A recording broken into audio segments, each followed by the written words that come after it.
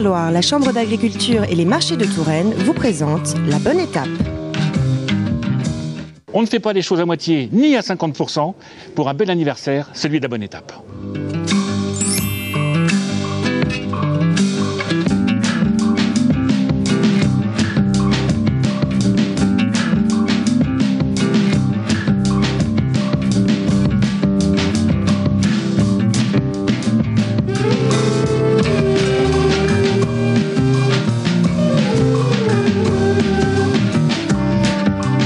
Bonjour, c'est la 50e bonne étape et pour illustrer ce chiffre rond, je vous propose quelques additions. Tout d'abord, 50 bonnes étapes, c'est 3000 km de chemin parcouru, 170 découvertes, rencontres, interviews. 50 bonnes étapes, c'est quelques fous rires, quelques grognes, mais aussi des dizaines de bafouillages et des fâcheries avec Madame GPS. 50 bonnes étapes, c'est aussi des rhumes, des coups de soleil, des crampes dans les doigts, pour Aurélie qui s'acharne à monter au mieux cette émission.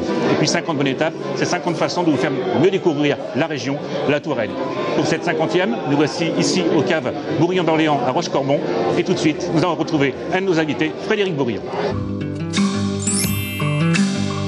Frédéric Bourillon, bonsoir. Bonsoir Patrick et bienvenue dans les caves. Oui, c'est gentil de nous recevoir pour cette 50e bonne étape, c'est ce bel anniversaire. Alors, on vit ici entouré de vos artistes préférés. Pourquoi faites-vous ce choix de cueillir régulièrement des artistes dans vos caves? Écoute, ça fait très longtemps que j'ai pris conscience que le vin et l'art étaient intimement liés. Et j'ai fait la connaissance en premier de Zaélie, qui est donc une artiste qui a sculpté une partie des caves. Et après de Michel Audiard, qui est donc notre sculpteur bien aimé, et puis Catherine Barthélémy, le peintre qui nous fait des tableaux merveilleux. Quand on voit les œuvres ici, on rencontrera Michel Audiard tout à l'heure. Oui. Alors, on approche de Noël, de la Saint-Sylvestre. Comment va le marché des bulles? Parce que vous êtes un spécialiste là-dedans quand même. Le marché des bulles à Vouvray se porte bien. C'est un marché avant tout national. Et puis, on est en pleine période où les gens achètent des bulles pour les fêtes de fin d'année. Ça se maintient? Oui, non, ça se développe. On travaille mieux que l'année dernière. Bon, c'est une bonne nouvelle. Alors, on parle souvent des vendanges avec les vignerons. C'est souvent là qu'on va les rencontrer, ou au travail au chai. Mais c'est toute l'année que les vignerons ils travaillent. La taille, le labour. On n'arrête jamais. Vous n'arrêtez jamais? Tout le temps. Et bien justement, c'est ce qu'on va tenter de découvrir. Aller rencontrer les viticulteurs de Chinon, Bourgueil, Noble-Joué, partout en Touraine. Ils travaillent donc toute l'année. Eh bien, La Bonne Étape, leur donne un petit image aujourd'hui. Donc ici, on va vous faire goûter du Chinon blanc. Donc Chinon blanc, ça représente 1% de l'appellation. Donc une toute petite production sur Chinon, hein. C'est 200 hectares à peu près. Écoutez, c'est une passion familiale, hein. On est tous vignerons, ça s'est trouvé par hasard. Hein. Mais vous savez, dans ce métier-là, on fait souvent cette profession de père en fils. Et moi, c'est mon cas. Hein. Donc je suis la 15e génération de vignerons de père en fils. Mais il y a des écrits qui datent du 9e siècle où c'était le noble de Joué. Joué étant forcément le cœur du vignoble de Joué-les-Tours. Et il s'en faisait tout autour de Joué-les-Tours. Il y a un parfum, hein, c'est indéfinissable, vous n'avez pas la chance d'être avec nous. Ce parfum, c'est pas la bernache, hein, c'est déjà le vin. Ah oui, ça commence à sentir le vin, il y a un mélange des barriques, de travail du vin, de la fermentation. C'est vrai que c'est un moment où la cave est vraiment très agréable. Alors, est-ce que la petite Laure est tombée toute petite déjà dans une barrique? Est-ce que les parents étaient déjà dans le vin? Oui, tout à fait. Je suis la 5e génération à faire du vin, sachant que dans la famille, il y avait une culture de polyculture élevage. Et c'est mon grand-père qui a vraiment développé la partie viticole du domaine. Nous sommes des grands défendeurs du chenin, tout à fait énervés de l'arrachage un peu massif qui se fait de ce cépage, qui fait des vins absolument merveilleux. Et pour nous, notre production est à 80% axée sur le chenin. Alors qu'est-ce que c'est que cet endroit tout à fait improbable? Donc cette cave, c'est une ancienne carrière à tuffeau qui a donc été ensuite exploitée comme champignonnière et aujourd'hui qui est exploitée comme cave pour laisser vieillir les vins. Hein. Donc c'est notre trésor, effectivement, c'est je dirais l'endroit le plus beau que vous pouvez visiter au domaine de la jarnoterie. La Vitiloire, c'est un moment vraiment important pour communiquer sur nos produits. Surtout que moi, je suis installé vigneron à côté de Chenonceau. Et bien là, on parle un petit peu de nos produits, de la vallée du Cher, où on a des vins qui sont vraiment dans l'air du temps, des vins sur le fruit, des vins qui sont un excellent rapport qualité-prix. C'est vrai que cette médaille, j'ai envie de la dédier à toute mon équipe derrière, parce qu'au niveau de la cave, on a 10 viticulteurs qui nous ramassent la vendange manuellement. Et puis toute mon équipe de vinificateurs, cavistes, les aides-cavistes, et même les gens, je dirais, qui nettoient les cuves sont très utiles dans une cave. On vient à Tours, c'est incroyable, on a on voit toute une génération qui est passionnée du vin, mais je pense que c'est lié à un bassin viticole quand même assez riche ici. Et c'est vrai que c'est très plaisant de venir ici, puisqu'on a on est en face de gens qui aiment déguster, qui connaissent la dégustation et qui apprécient vraiment même des recherches assez rares comme les nôtres sur les vins.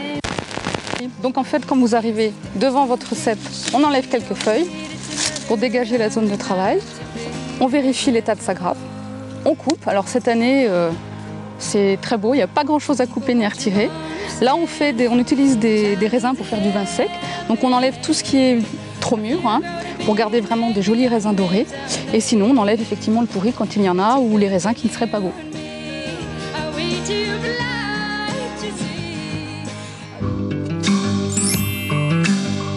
Michel Audiard, bonsoir. Bonsoir. Comment peut-on cerner Michel Audiard? On parle des stylos, qui sont connus par les grands de ce monde, les météorites, et puis cette nouveauté, les passages, ces plaques d'automne. Ça, il y a quelques années quand même. Quelques années. Alors comment on travaille cette tôle pour la ciseler comme ça? Moi, j'ai fait du portrait pendant des années, et puis après j'ai fait de la sculpture, et pendant des années j'ai pas dessiné, je faisais que de la sculpture. Et puis je suis revenu à mes premiers amours, parce que dans les plaques il y a beaucoup de dessins. Et le fait d'avoir fait pendant des années du portrait, ça m'aide beaucoup. Alors c'est de la matière ou c'est de la transparence finalement? C'est de la transparence. C'est-à-dire que avec ce passage à travers, on a une troisième dimension qu'on n'a pas avec la peinture, parce qu'on passe à travers. En plus, c'est intéressant parce qu'on voit les ciels, on voit les saisons. Vous pouvez avoir les saisons qui passent à travers. La vie passe à travers. Un grand projet pour 2011? Plein. J'ai une grande sculpture de 15 mètres de haut à faire pour l'Afrique. J'ai le festival de l'Alpe d'Huez. J'ai beaucoup de choses. Le carnet est plein. Alors vous qui aimez voyager, vous aimez aussi bien sûr les rencontres? Oui. Hein? Eh bien, la bonne étape, c'est une affaire de rencontres. Aux quatre coins du département, on a rencontré les gens d'ici, comme on aime le dire en Touraine. Bonjour, bonjour, bonjour, bonjour, bonjour, bonjour. Des fruits, des légumes tout frais, venus de Parcé-Mêlé. Bienvenue dans le quartier Courteline. Dans cette bonne étape, suivez-moi. Nous voici à Chaillé, connu pour ce chêne qui pousse dans l'église du bourg. Et puis surtout mieux découvrir ce saint homme, que ce soit dans ce village de Cande à la confluence de la Vienne et de la Loire, ou dans son musée à Tours.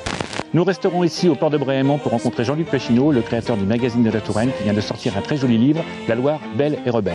Pour rester dans le côté boisé, nous ferons la rencontre d'Alain Niepceron, qui travaille aujourd'hui du bois et de l'acier. On va passer chez Alain Couturier, restaurateur à La Roche-le-Roi, ce restaurant bizarrement posé à la sortie de l'autoroute A10-Saint-Avertin.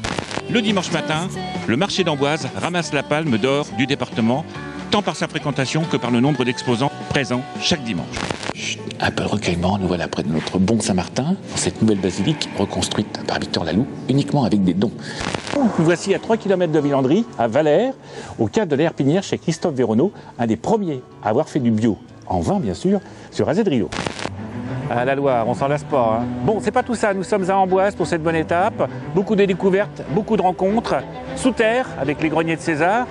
Et puis, pour terminer cette bonne étape, d'autres légendes autour de la Marine de Loire, avec un sport typiquement ligérien, la boule de fort. Quand il ne donne pas des conseils de jardin, Dominique Beauchesne fait des bouquets depuis 32 ans dans le quartier Courteline. Alors là, c'est un bouquet blanc, Dominique, explosion, pivoine, qu'est-ce qu'il y a là-dedans aussi? Les fleurs de saison. Ouais. Delphinium, boule de neige, pivoine et délices. Alors là, qu'est-ce qu'on prend? On prend les couleurs. Les couleurs. Les couleurs. Voilà. On est parti sur un rose et un blanc. Hein. Exactement. D'accord. Pour vous, tout a commencé du côté de Chartres. Oui. En quelle année? En 84. Pendant 2 ans, vous vous isolez, vous construisez vos fours. Oui. Et vous foutez tout à la poubelle parce que ça vous plaît pas? Eh ben non, c'était pas le pied quand même, ce que je faisais à l'époque. Non, honnêtement, oui. On s'aperçoit qu'on a déjà une jolie couleur, hein, une belle véraison qui s'est déroulée. Et puis on goûte de manière successive, bien plus que l'analyse de sucre ou de... Tous les jours peut-être? Pas tous les jours en ce moment, mais quand on va se rapprocher de la date cruciale, on le fera chaque jour. Depuis la fin du 19e siècle, le marché de Carodéal est vraiment un marché ancestral. Sa spécialité, les suppléments de jardin, et puis aussi quelques professionnels, comme Anne, qui vient depuis 10 ans avec ses champignons du Loir-et-Cher. Sympathique ici, hein? C'est très sympathique, c'est un marché très très vivant. On se retrouve au cœur de la ville et avec beaucoup de contacts. Ils sont frais mes champignons, ils sont frais. Fin de cette bonne étape, joyeuses fêtes de fin d'année à tous. Rendez-vous l'année prochaine en Touraine bien sûr.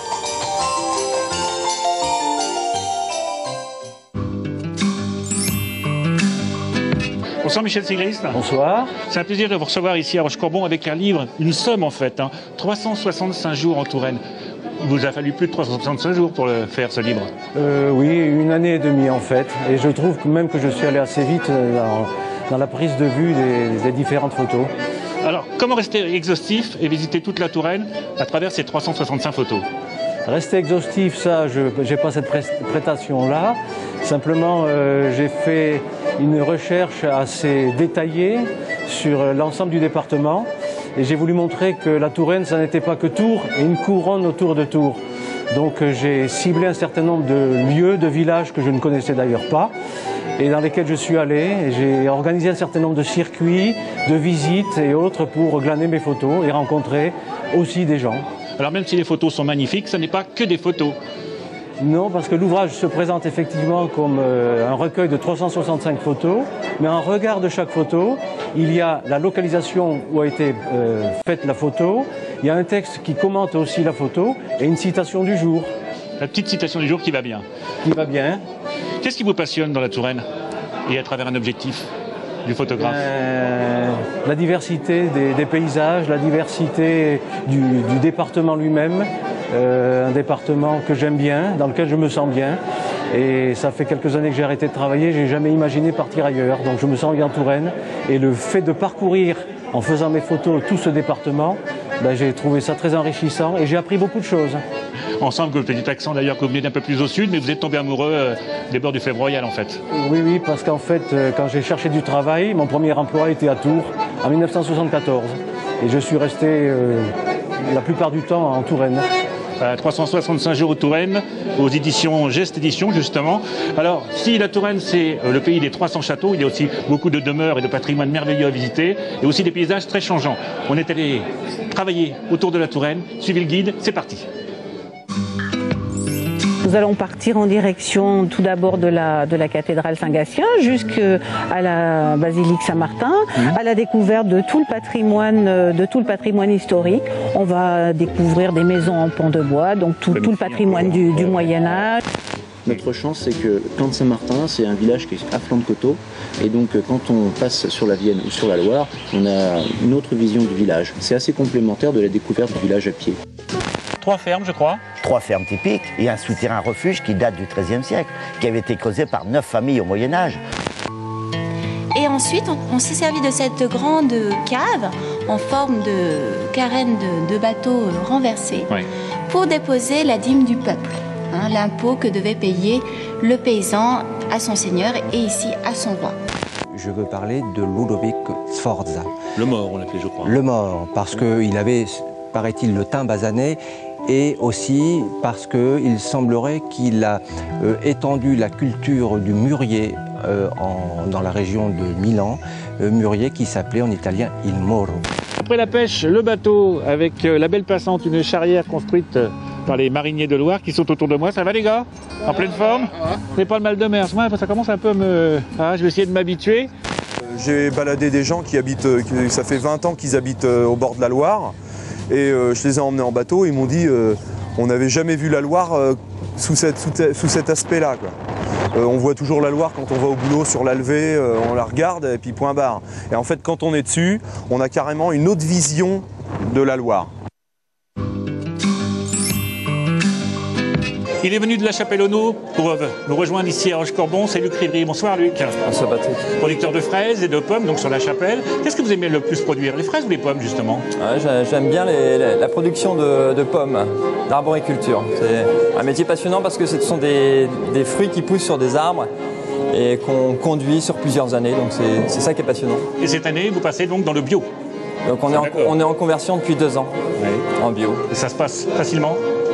Oui, pour le moment ça va, on n'a pas de soucis, on arrive à avoir des productions intéressantes et de qualité, donc c'est très intéressant. Alors vous êtes très engagé aussi dans le réseau Bienvenue à la Ferme et aussi l'association Au Gré des Champs. Quels sont les 2 axes de ces 2 associations? Alors l'association Au Gré des Champs, c'est une association qui regroupe plusieurs fermes pédagogiques avec un support de communication qui est diffusé auprès de pas mal d'écoles dans le département et autour de l'Indre-et-Loire. Et qui en fait dynamise les différents producteurs pour les former et puis pour les entraîner à mieux faire leur métier, d'apprendre le métier de l'agriculture. C'est son autre épouse qui s'occupe de ces visites. Les enfants sont toujours aussi curieux? Toujours. Ce sont des échanges toujours très intéressants parce qu'on On leur apprend ce que c'est que l'agriculture, les choses simples, la nature, et ils sont souvent des échanges assez émerveillés parce que, à la fois par ce qu'ils voient et ce qu'ils goûtent. Parce qu'on a beaucoup de fruits à faire goûter, que ce soit les fraises ou les pommes. Qu'est-ce qu'on fait avant cette saison-ci là?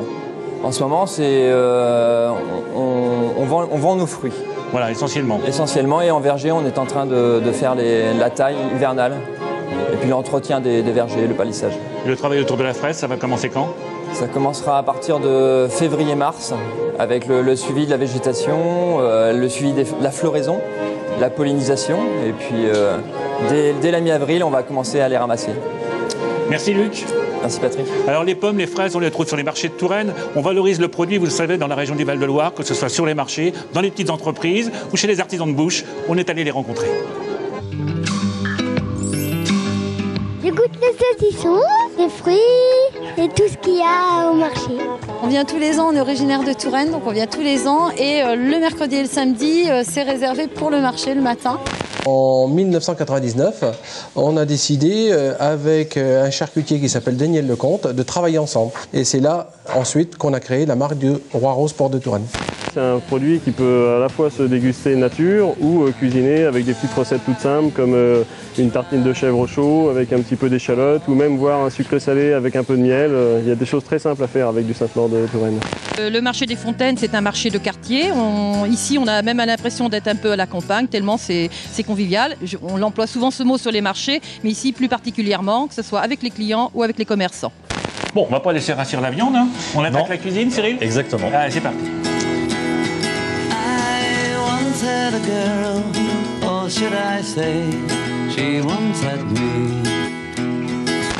Elles sont magnifiques, hein. Ouais, là on a un joli produit. Alors, magnifique produit qui nous vient de la baie de Saint-Brieuc. Et il y a une façon particulière de l'ouvrir. Qu'est-ce qu'on enlève là-dedans et qu'est-ce qu'on garde? Après, on va enlever toutes les barbes, hein, qu'on va garder après pour faire un petit jus. Dans un premier temps, on va enlever toutes les barbes. Alors nous avons fait un saucisson sec maison qui est facile à transporter en bateau parce que il n'y a pas de frigidaire dans les bateaux. Donc ça s'appelle les galets de Loire. C'est un mulet de mer mais qui passe la Loire pour se reproduire et s'alimenter en fait. Alors sinon plus simple, tout simplement, le poivre. Bah là en fait c'est un expert à Cancale qui nous l'a conseillé depuis très longtemps. C'est Olivier Rollinger. Pour lui, la meilleure façon pour une huître, c'est toujours un petit peu de poivre blanc. Et je vais goûter. Voilà. Et le poisson va cuire là-dessus? Absolument. Absolument. Donc je vais faire cuire mon poisson dessus, sans ajout de matière grasse. Hein. Donc c'est très sympa pour les gens qui n'aiment pas trop la matière grasse. On le plaque bien comme ceci sur la pierre. Temps de cuisson? Eh bien écoutez, moi j'ai l'habitude au restaurant de l'envoyer dès qu'il est sur le galet devant le client. Comme ça le poisson cuit devant le client. Tu vois, ce qui est important quand même dans cette recette, c'est que l'asperge puisse confire un petit peu avec l'assaisonnement. C'est-à-dire qu'il faut à peu près 10 minutes pour que l'asperge trouve une certaine souplesse. De la friture pour l'apéritif, en passant par les saumons marinés ou les poissons marinés, quand on peut faire de la lauze ou de la lamproie, et en ce moment du mulet et du silure. Alors qui pêche pour vous? Eh bien Nicolas Hérault qui œuvre sur les bords de la Loire lui aussi, un petit peu plus loin que nous, en direction du Saumurois. Le week-end, le début du week-end, les gens sont plus décontractés. C'est le sourire, on vient chercher le sourire. Bon, il y a quelques stands de viticulteurs, donc on vient se régaler le palais avec un bon vin. Et puis, on vient acheter 3 ou 4 produits pour passer le week-end en famille, à la maison, et avec la convivialité. Donc, c'est un marché du sourire.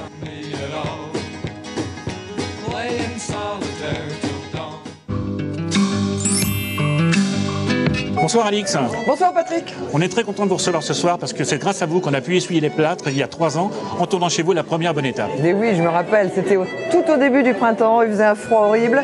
Les fruitiers étaient en fleurs, c'était joli comme tout. Alors justement, hiver, été, printemps, toutes les saisons, il y a du travail au potager. Oui, bien sûr, au jardin en général et au potager en particulier, sauf quand la terre est vraiment trop mouillée. Mais c'est vrai qu'il n'y a que ceux qui n'ont pas de jardin qui croient qu'on ne fait rien l'hiver dans un jardin. Et vous nous avez amené une petite chose là, enfin une belle chose même. Ça, c'est une nouvelle sorte de betterave, la betterave à 8 têtes. Je l'appelle aussi la danseuse. C'est une crapaudine, hein, c'est une betterave rouge très banale, qui a fait ça. cueillis il y a 3 heures dans le jardin. Étonnant. Étonnant. Comme quoi, c'est des belles surprises. Et surtout, un potager, il faut se dire que c'est fait pour manger des choses toute l'année. Pas simplement les tomates en été, mais on mange des très bonnes choses l'hiver aussi. Alors vous êtes connu pour vos graines, pour votre potager, mais aussi pour vos vins maintenant. C'est une autre branche. Oui, bien sûr. Valmer, c'est aussi, et d'abord peut-être, le château de Valmer, 28 hectares de Vouvray, AOC, que mon mari et mon fils gèrent. Pour faire simple, je bois leur vin et ils mangent mes salades et ça se passe très bien. Alors, Alix de Saint-Venant bouge sans cesse. Quels sont ses projets pour 2011? Alors, projet 2011, le thème national des rendez-vous au jardin, c'est les jardins nourriciers. Donc, beau thème pour Valmer. Et là, depuis quelques temps déjà, ça me gratte, et j'en ai déjà mis dans le jardin, de m'occuper plus spécialement des fleurs qui se mangent. Les fleurs comestibles, il y a des choses très belles, très bonnes, avec des parfums, des odeurs, des couleurs. Et donc, on va mettre l'accent sur les fleurs comestibles pour 2011. Alors, je profite d'être en face d'une propriétaire d'un château pour savoir un petit peu comment ça se passe le tourisme autour des châteaux de la Loire. Est-ce que ça maintient bien? Alors bien, oui, on a eu un petit creux comme tout le monde avec la crise, mais qui était finalement assez lissé en Vallée de la Loire. Les châteaux attirent toujours autant de monde. Et c'est vrai que le duo château, jardin et même le trio avec le vin marche vraiment très bien. Nous avons encore plein de touristes. Merci Alix. Merci Patrick. Je vais prendre ma petite fiche maintenant, vous allez voir pourquoi. Bafouillage, redite, tic, toc. Je suis le roi du bafouillage, mais justement, et Aurélie a dû bien s'amuser en montant ce sujet que l'on regarde tout de suite. Un vrai bêtisier.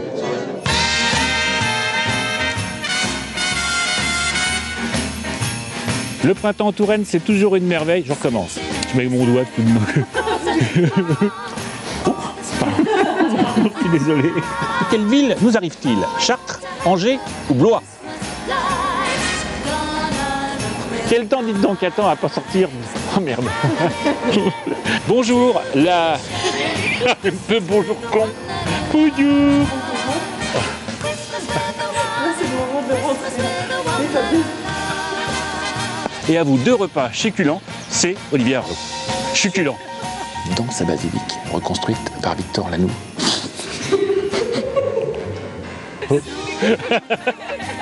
J'ai mon doigt qui est parti, je me suis dit, puis au moment où je l'ai lancé, je dis pourquoi je lance mon doigt? Alors, ah, la cagette gourmande, à Berternay, oh zut. Énorme. Oh Lanoux, Et pour faire Mexpo, cette manifestation particulière... Ah merde. Non, non, non, il a faim. Il a faim. Allez, viens, viens. Alors, un pressing. Qu'est-ce qu'elle a, ma chemise orange? La bonne étape vous invite en pèlerinage. Ah oui, bonjour. Les habitants de Savonnières sont intrigués, voilà.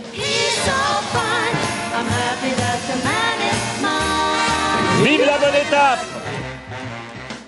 Alors on pourrait dire heureux qui comme Ulysse a fait un beau voyage, mais non, c'est heureux comme Michael qui a fait le tour du monde et qui est revenu finalement à Vénier, oui. Dans l'auberge de papa. Dans la belle Touraine, dans l'auberge de papa, et ça se passe très bien. Nous avons bientôt clôturé la première année. Et, très bonne expérience, je me fais plaisir à faire une belle cuisine avec des produits régionaux. C'est avec beaucoup de plaisir que je reviens en Touraine. À l'auberge du Moulin Fleury. À l'auberge du Moulin Fleury, avec tout ce qui va avec, les belles soirées dans les caves, les bons produits régionaux et les vignerons qui font un excellent travail dans notre région. Alors un jeune chef comme vous a choisi parce que vous êtes là en fait pour un peu dépoussiérer cette cuisine qui était un peu lourde, hein, la cuisine d'antan. Qu'est-ce que vous pouvez apporter, vous, à votre avis, à cette cuisine qui se modernise? Bah, écoutez, la cuisine, on essaye dans la cuisine moderne d'éviter absolument tous les liants, l'amidon, bien se concentrer sur les appellations. Si on annonce un plat avec une réduction de chinon, on ne va pas lier du chinon avec de la farine, mais on va la faire réduire jusqu'à temps d'avoir cette concentration recherchée. Et toujours, bien entendu, travailler des produits de qualité à la base, ce qui est le secret de toutes les cuisines. Et vous aimez la couleur aussi, vous? J'aime beaucoup la couleur. Même les appellations sur une carte sont travaillées. Pour moi, quand on lit la carte, les menus, on doit déjà en saliver, on doit se préparer. Quand ça arrive devant vous, vous avez les couleurs, les arômes, les saveurs, et ensuite en bouche, c'est le bouquet final. Alors vous avez choisi de rester comme papa dans l'association La Touraine Gourmande, 30 adresses en Touraine. Est-ce qu'on travaille déjà sur le nouveau petit guide qui va sortir l'année prochaine? Alors pour le moment, au sein de La Touraine Gourmande, nous sommes concentrés sur la réalisation d'un nouveau site internet qui va être beaucoup mieux travaillé que le précédent, avec, je l'espère, une visibilité sur la toile bien plus importante. Moi, je trouve que la Touraine gourmande est synonyme de qualité, de bonne gastronomie, de chefs respectueux des produits qu'ils travaillent. Et j'espère que cette association ira de mieux en mieux et qu'on en parlera de plus en plus dans la région. Comptez sur nous. En tout cas, on vous remercie d'être revenu en Touraine, ici, en bord de l'Indre, à Veigny. Avec beaucoup de plaisir, Patrick. Pour les fêtes de fin d'année, voici une petite sélection de livres soufflés par Joël Afkin de la boîte à livres. Alors tout d'abord, le grand almanach de la Touraine, des anecdotes, des recettes, des jeux. Jour après jour, on s'amuse avec cet almanach indispensable 2011. Il manquait un livre sur la cathédrale de Tours, surnommée la Gattienne. Et bien voilà, c'est fait, il est magnifique. Laissez-vous tenter. Vraiment, il y a de belles histoires autour de la cathédrale de Tours. Et puis on va terminer avec la cuisine des châteaux de la Loire. On parle des châteaux, bien sûr, de leur histoire, mais également, on prépare des recettes ensemble, chez soi. C'est tout simple. La cuisine des châteaux de la Loire, voilà, aux éditions Ouest France. Vous avez vu les plateaux comme ils sont beaux? Ces plateaux, ils sont magnifiques. Et bien, ces plateaux, ils ont été préparés par la Maison des Vins de Loire et la Chambre d'agriculture. Il y en a 10 à gagner. Comme vous savez, chaque fois, il y a un jeu dans la bonne étape. Alors, répondez à cette simple question. Comment appelle-t-on les œuvres de Michel Audiard qu'on a pu rencontrer dans la cave? Est-ce les traverses, les passages ou les dentelles? La bonne réponse par mail sur labonneétape@tvtour.fr. Et à vous, c'est 10 plateaux gourmands. Fin de cette bonne étape dans cette chaude ambiance au Cave Bourillon d'Orléans. Rendez-vous en 2011. Meilleurs vœux à tous. Allez, rendez-vous en Touraine. À bientôt.